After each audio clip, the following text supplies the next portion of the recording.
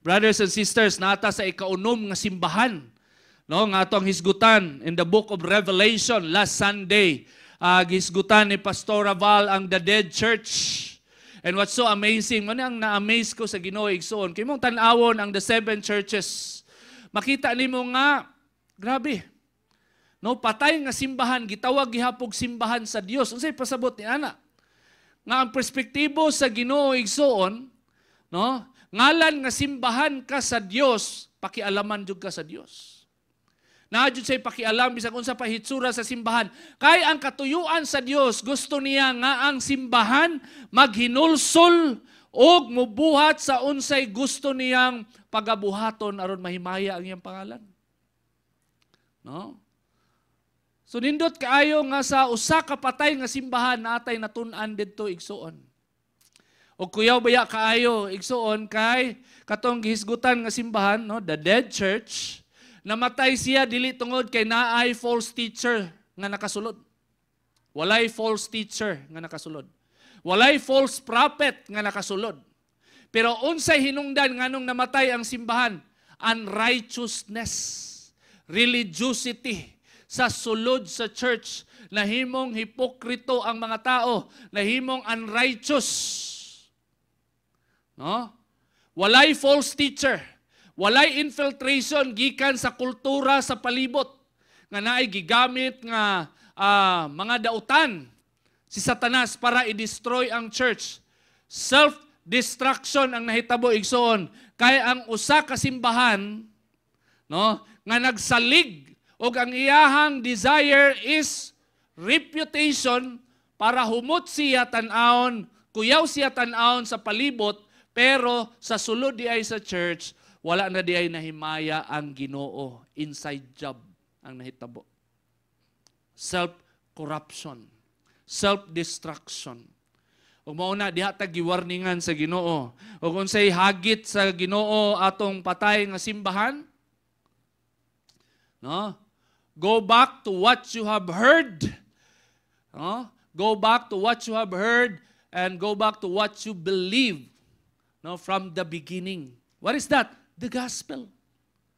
Maulay makapabuhi sa simbahan. Gospel. No, unsay gibuhat ni Kristo sa cross. Nganong namatay siya sa cross. Unsay hinungdan, unsay kay tuyuan sa kamatayon ni Kristo sa cross, ug unsay pasabot sa diyang nabanhaw si Kristo. Gospel. No, mauna ang makapabuhi sa simbahan kay maunay makapatarong sa simbahan. Kay magsigi man kag ka-remind nga makasasala ka o kung wala si Kristo namatay sa cross, wala jud kay paglaom igsuon. No? Ang self-righteousness or religiosity, nagapangalagad ka sa Ginoo kay gusto ka, kay convince ka nga maayong tao ka. No? Convince ka nga relihiyoso ka, maayong tao ka, o tanang ginabuhat nimo for the Lord.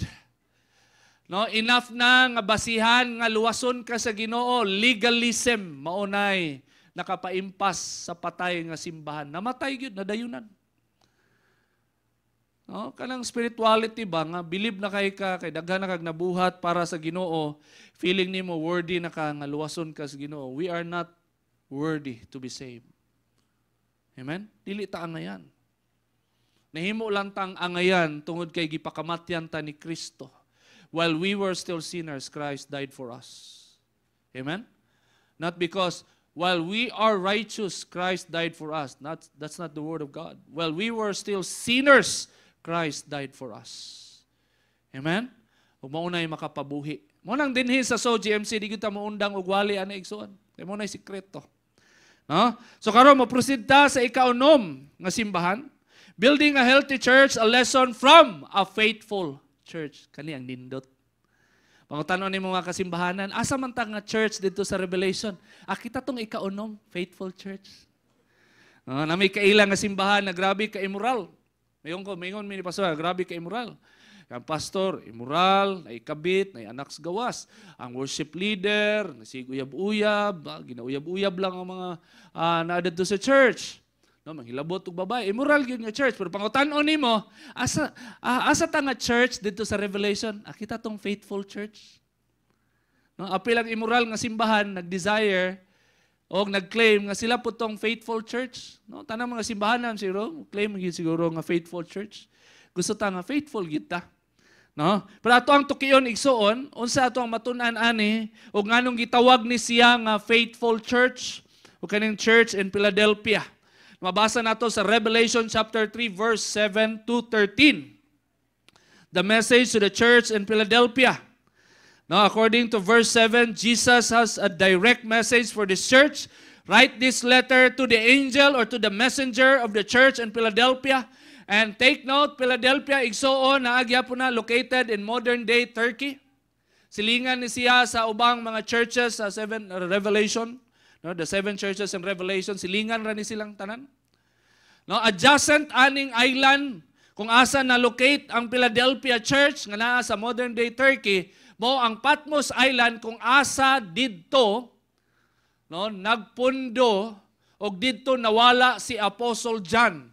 According sa mga Bible scholars, didto siya gipadaygan sa ato ang buhi nga Dios og didto niya nadawatan ang revelasyon na maoy ato ang mabasa the book of Revelation sa Patmos Island. No, atbang anang Patmos Island is the modern Turkey kung asa ang 7 churches located. So mo nang napadala gyud ang mga letters. No, and according to Jesus, this is the message from the one who is holy and true. Mensahe ni gikan sa usa ka balaan ug tinuod, a reliable and a credible God. The one who has the key of David. What he opens, no one can close, and what he closes, no one can open. Referring the verse in Isaiah 22 verse 22. No, unsa din ang in Isaiah 22 verse 22? No, dili nimo mabasa igsuon that Shebna, the palace administrator, being rebuked by Isaiah the prophet and being replaced by God with Eliakim, son of Hilkiah, under King Hezekiah of Judah. No, sa Isaiah 22 igsuon didto nato mabasa ning giingon ni Jesus that what he opens no one can close and what he closes no one can open, referring to the key of David. Ang pasabot anang key of David, no, symbolic na sa igsuon authority. No, as a palace administrator, ikaw ang naggunit sa susi sa palasyo. Kung imo ang abrihan walay makasirado kay ikaw ra may nagdala sa susi. No? And in the reign of King Hezekiah, no, according sa mga Bible scholars, si King Hezekiah, kuyaw kayo ang declaration, is a very righteous king and is a prominent king mentioned in the Bible, especially in the genealogy of Jesus, na apil si King Hezekiah. And according sa Bible, no, according sa Bible, no king of Judah among either his predecessors or his successors could be compared to him. That's according to 2 Kings 18 verse 5, and Isaiah and Micah prophesied during his reign. Wala day makakumpara kay King Hezekiah. And si King Hezekiah, isa sa bloodline ni Jesus. The Messianic bloodline. No? And munang symbolic kayo ang key of David. No? Foreshadowing the spirit of the Christ, the Messiah. No? So mo na promise, mo na giingon ni Kristo sa niyon sa I am the one who has the key of David, what he opens no one can close, and what he closes no one can open. And verse 8, I know all the things you do, and I have opened a door for you that no one can close. You have little strength, yet you obeyed my word and did not deny me. No, gamay nga simbahan, gamay lang ang iyang kusog, pero wa gyud niya gideny si Kristo. Look, I will force those who belong to Satan's synagogue, those liars who say they are Jews but are not, to come and bow down at your feet. They will acknowledge that you are the ones I love. In verse 10, because you have obeyed my command to persevere, I will protect you from the great time of testing that will continue upon the whole earth to test those who belong to this world. Kuyaw kayo ang declarations, Ginoo. Protection. No? I am coming soon. Behold, hold on to what you have so that no one will take away your crown. All who are victorious will become pillars in the temple of my God, and they will never have to leave it. And I will write on them the name of my God, and they will be citizens in the city of my God, the new Jerusalem that comes down from heaven from my God, and I will also write on them my new name. Anyone with ears to hear must listen to the Spirit and understand what He is saying to the churches. This message is very important for Jesus. No, nga madungog sa mga kasimbahanan. And my dear brothers and sisters, nindot kaayo ang deklarasyon sa Ginoo sa simbahan sa Philadelphia. Munang daghag kasimbahanan nag-desire o mo-claim gyud nga we are a faithful church, and that is our declaration. Tungod kay nindot kaayo ang mga deklarasyon nga gihatag ni Kristo. Great lessons we can learn from the faithful church. Great lessons. Only 3 nga akong i-share sa inyo igsoon. Number one, faithfulness opens the door of opportunity. Faithfulness opens the door of opportunity. In Revelation chapter 3 verse 8, giingon din ni igsoon, Jesus said, I know all the things you do. No, nindot kayo ang intro pirmi ni Kristo sa tanang mga kasimbahanan. I know all the things you do. No? So gusto di ay tuldukan sa Ginoo kana kaning feeling irrelevant ang imong ginabuhat for the Lord. Kana kaning nag-serve ka pero walay naka-recognize. Kanang nakay ginabuhat, effort for the Lord, pero wala ka na-recognize, wala ka na-appreciate, gusto na tuldukan sa Ginoo, gusto niya nga makabalo ka, nga tanan imong ginabuhat for the Lord, magamay o madako, nakita na sa Ginoo. Ingnan mo katapad, nakita sa Ginoo. Kaya usahay, daghan kaayog mga Kristohano, nag-backslide. Naluyas pagpangalagad kay wala na-appreciate. Nagani worst, no? Nagani ni backslide kay wa nag-greet siyang birthday. Nalain. Birthday lang ha. No? Unsa na lang mag-serve ka nga wa ka na-recognize, nag-donate ka nga wa na lista imong pangalan, nalain ka. No? Nakaygibuhat for the Lord. No? According to Jesus, I know all the things you do. That is our confidence na pag mangalagad ta igsuon, na-recognize ta, nakabalo ang Dios sa tanan natong ginabuhat, magamay man o madako, mag-arrange og bangko, magbuhat og mga butang for the Lord, mag-prepare og pagkaon, mag-serve, mangagni, mang-invite sa imong silingan, sa imong pamilya. Recognize na, nakita na sa Ginoo igsoon. Kanang mabarog ka sa tama, estudyante ka, wadyo ka nagpakopya. Dili tungod kay dili ka gusto malabuan. Kung dili tungod kay gusto ka, tama. Ay mga buhat isip usa ka estudyante. You want to do what is right before God in the absence of your leaders. No? Gusto ipaklaro sa Ginoo nga nakita niya, I know all the things you do. Umunay gingon niya sa faithful nga simbahan, I know all the things you do, and I have opened a door for you that no one can close. Kuyaw ka igsoon. Ang usa ka faithful, kung tanawan mo sa Bisaya, ang usa ka tinuod nga simbahan, bago pa ka nakabalo igsoon, nga naay purtahan giabri alang kanimo, giabrihan na sa Ginoo. Tungod kay naay nakita ang Ginoo sa imuha, nga tinuod ka, no, nag-desire ka nga mga lagad, not because you want to be recognized by the people, but you want to honor the God that you serve, the God that saved you from your worst life ever. No? And so, you choose to be faithful in every circumstances. Gusto makabalo ang Ginoo sa imuha karon nga naay purtahan nga iyahang giabrihan alang kanimo. Abri na ang purtahan. I have opened a door for you that no one can close. And what is that door? A door of opportunity. Door of opportunity. Na ako'y na-remember sa una, Nag-apil ko og youth camp ba? No, sa Catholic Charismatic. So apil ko youth camp kaya kung tuyo ato sayaw-sayaw, lingaw-lingaw ra gyud. Pagkahuman sa youth camp, wagay ko nabaptize sa Holy Spirit didto.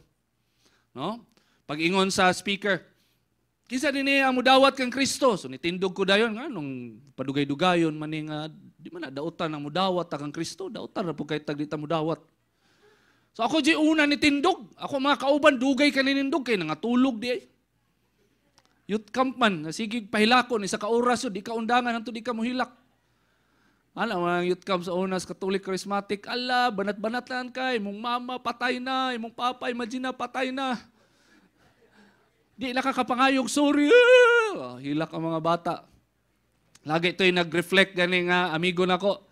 Ngayon sa, imagine, brothers and sisters, pag uli ni mong balay, putol ang ulo sa imong mama, di parang kang hilakas mga bata. Tinuod ni sa Ikson, di ni joke Ikson, tabo gina. No? Ang goal kay pahilak-hilak, emotional manipulation. So ako ato giinan, gi-challenge me. Kisa to mudawat kang Kristo, tindog. So tindog ko kay di man dautan mudawat ni Kristo. No, pag graduate na ako sa youth camp, nahuman, gi-appoint na kong leader. No? Ikaw na ang household leader man na, murag Life Connect leader ba? Gidiretso kong appoint, wakos kong sarili. Wako'y laing tuyo, magpasikat lang. Kay dancer man ko that time. Mura man tuyo na ako para maka-appeal kong dance contest sulod sa ministry. No, wala jud kay kuan. So 2 years wala ko nag-serve. Gi-appoint ko nga household leader, may mo man tawag sa mga or Life Connect leader din or D-group leader. Pero wala ko nag-function kay wala man jud ko naluwas. Wala man jud ko naluwas. Wala man jud ko kasabot sa gospel. Kaya pagdawat nako kang Kristo out of self-righteousness. Tulad kay para nako buutang tao ko, dautan ra kay ko di nako dawaton si Kristo. Mo na ako ang motivation sa una. No, gi-appoint ko nga household leader, wala ko nag-function, nagsayaw-sayaw ra gihapon ko, wala ko nag-serve, di ko kabalo mo ampo, wa ko ni grow. No? Naipurtahan gihatag pero wa gyud ko ni sulod. No, ang purtahan opportunity nga mag-serve wa gyud ako gigrab. Ngano man kay dili man tinud-anay ang ako ang motibo og pagdawat kang Kristo. No? Pero kung naay faithfulness, kung tinuod ang imuhang pagtuo, pagdawat kang Kristo, ang purtahan nga giabri para kanimo, igsoon ma-appreciate nimo. Opportunity nga ihatag sa Ginoo sa imo.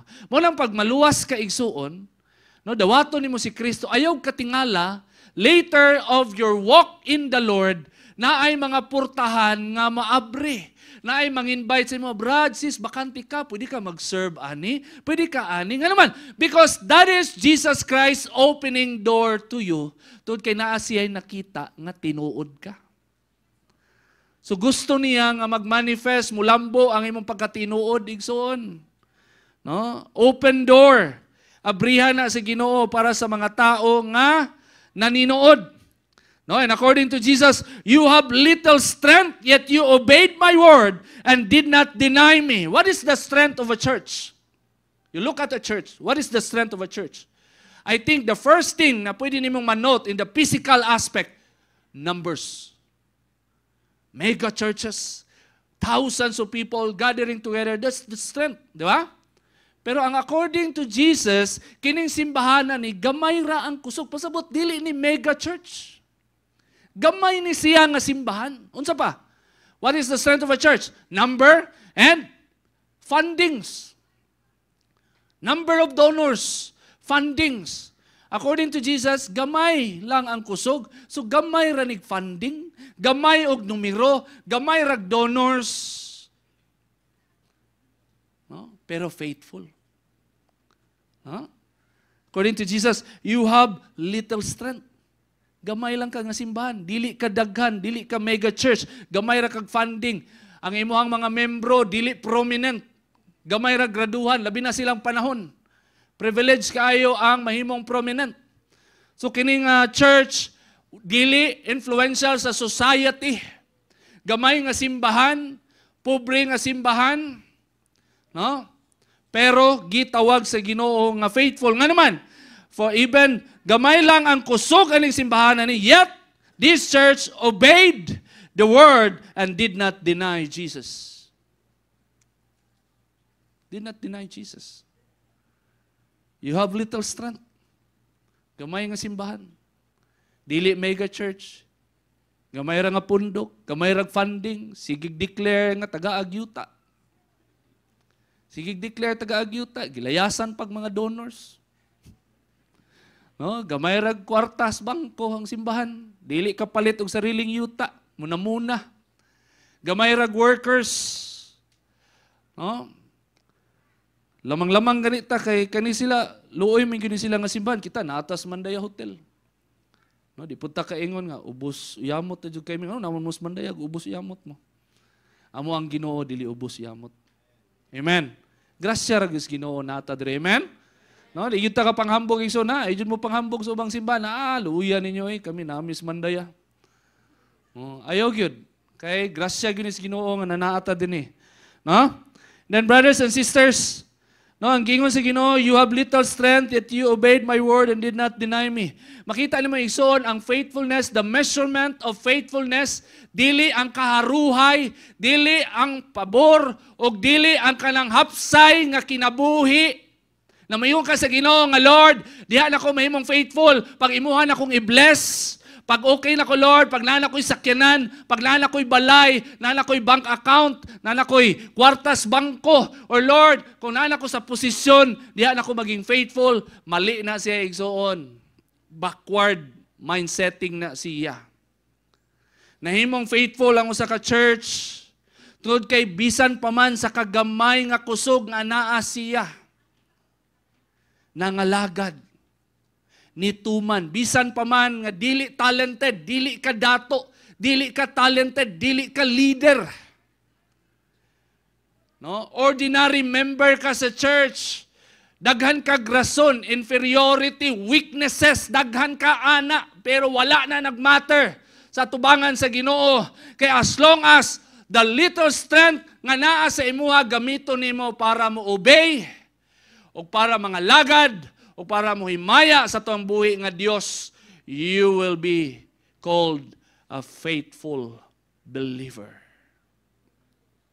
Wala nag-agad ang Ginoo igsoon, wala siya nagulat nga kanusa ka mahimong great, diha ka mahimong faithful. Karon, unsay mabuhat nimo for the Lord? Unsa ka gamay nga time nga naa ka i-offer for the Lord. Unsa ka gamay nga offering nga naa ka, you offer it to the Lord. Unsa nga strength, talent nga naa ka, offer it to the Lord, because that is the measurement of faithfulness. Amen? No? Usahay man gud ma-motivate ta maging faithful pag naatas posisyon. Pag naatas sa spotlight. Magtinarong jud ta kay butang biya ta ni pastor sa stage. Magtinarong yun ta kay, at ako, dako na ba yato ang responsibility? Dili, magtinarong ka karon, maski gamay pa ang imong responsibility. Magtinarong ka.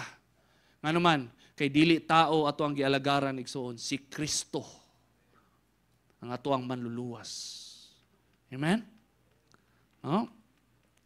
In 1 Corinthians chapter 16, verse 8 to 9, Apostle Paul said, "But I will stay on at Ephesus until Pentecost, because a great door for effective work has opened to me, and there are many who oppose me." According to Apostle Paul, magpabilin daw siya sa Ephesus, kanay dako nga purtahan. Unsa nga purtahan? Opportunity for the ministry. So pag naidako nga purtahan nga ihatag ang Ginoo, opportunity nga ihatag ang Ginoo, ayaw gyud na palampasa igsuon. And ayaw pag-expect na kung imuhang i-grab ang opportunity, musulod ka din muingon ka nga hayahay Christianity. No! According to Apostle Paul, great door, effective door for the ministry. No? But according to Apostle Paul, there are many who oppose him. Daghag obstacle.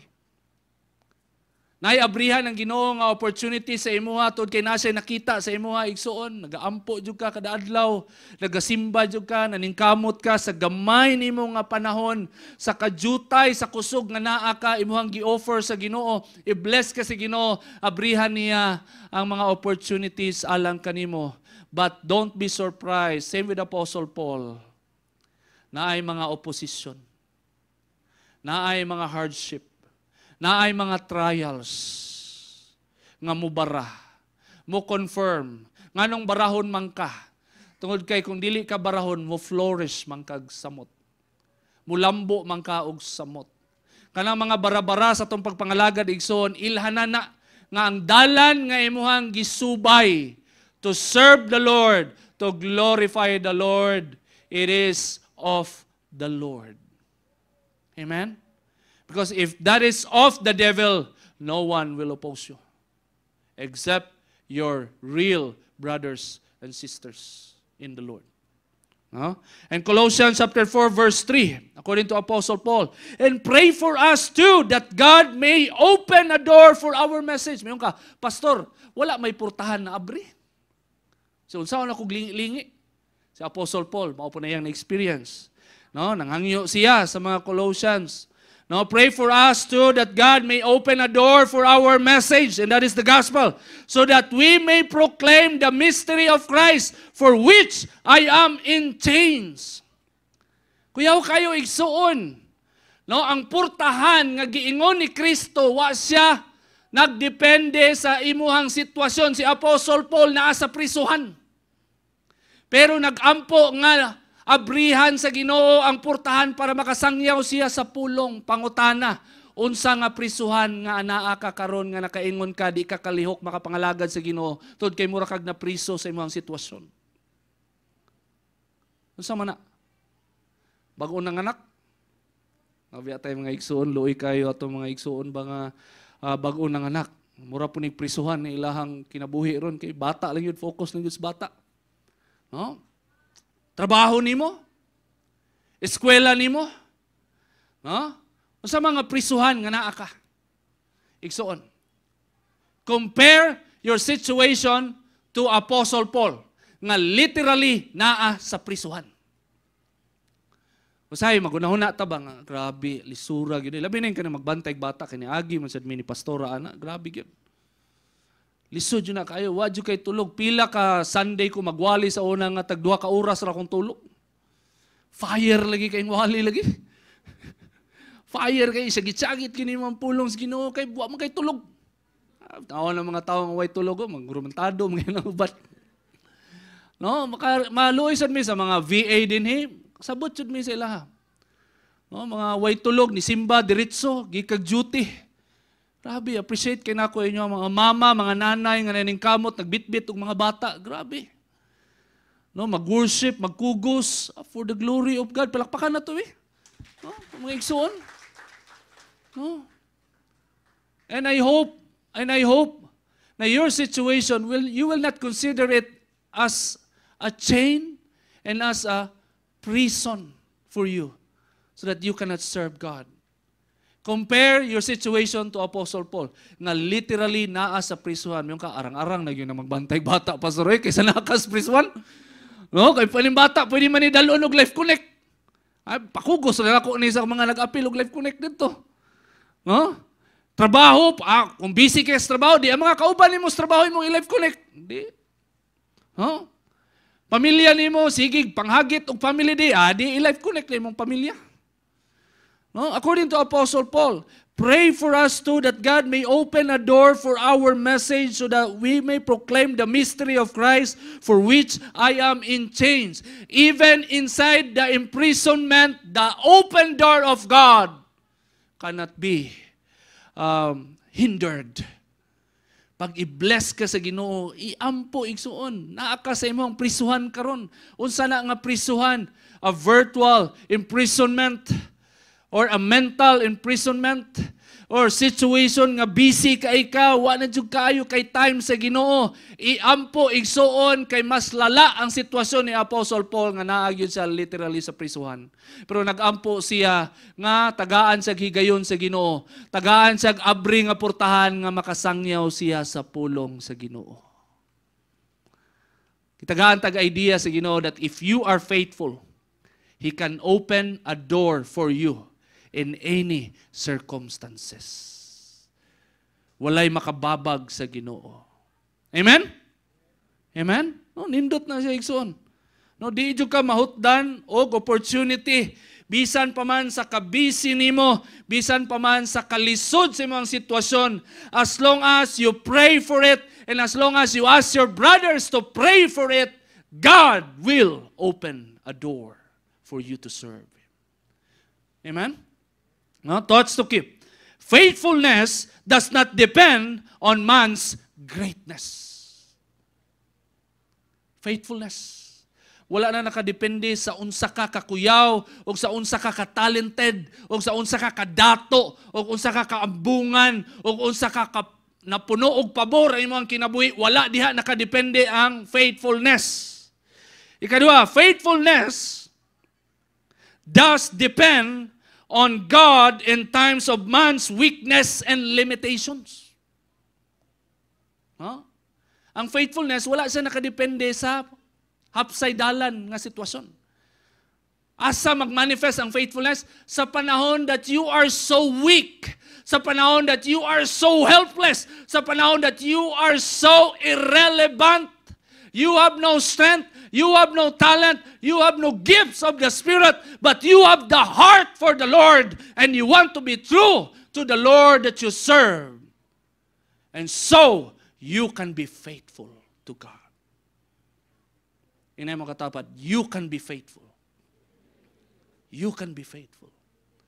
No? Pwede ka mahimong tinuod.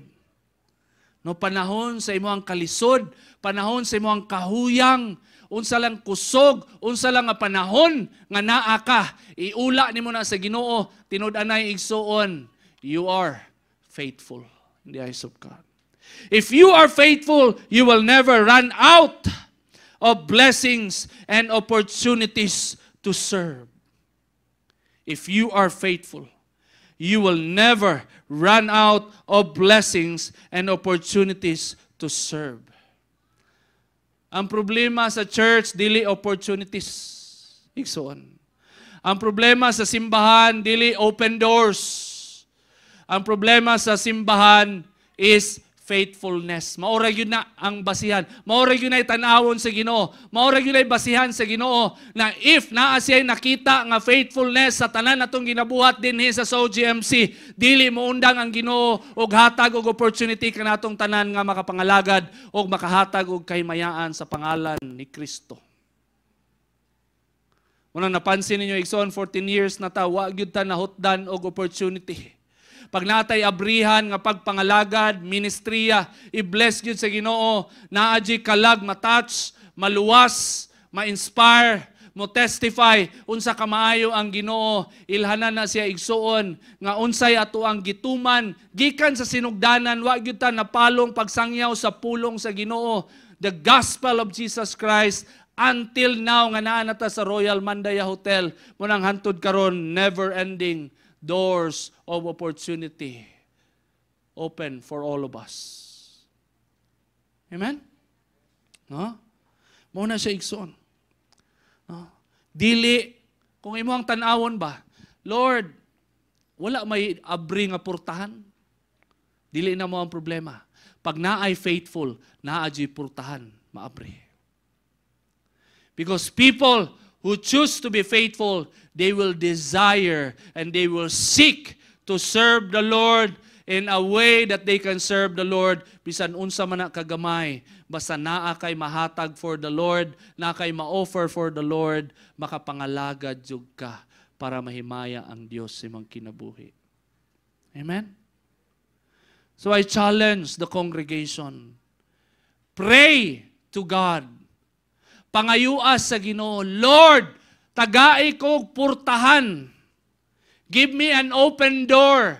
Give me a blessing, an open door of opportunity, Lord. Bag-ora ko sa church, bag-ora ko sa SOGMC, pero nag-ingon si pastor na pwede di ay ko magbuhat og Life Connect, na ay manual, dali ra kayo i-carry out. Kung dili gihapon ka, na ay mga discipler, mga D-group leader or Life Connect leader nga pwede mo tabang nimo. But you just have to prove yourselves faithful unto the Lord, because if you are faithful and praying for this, nga magamit ka sa Ginoo igsoon ug ang imong panimalay ug ang business nga naa ka, God will open a door and the ministry will continue and God will use you so that people might come to know Jesus Christ using your life. Amen? No? Faithfulness. Faithfulness. Moray tanawon sa Ginoo. No? Gusto niya abrihan ang purtahan sa imong kinabuhi para makapangalagad ka. Amen? Let us all stand.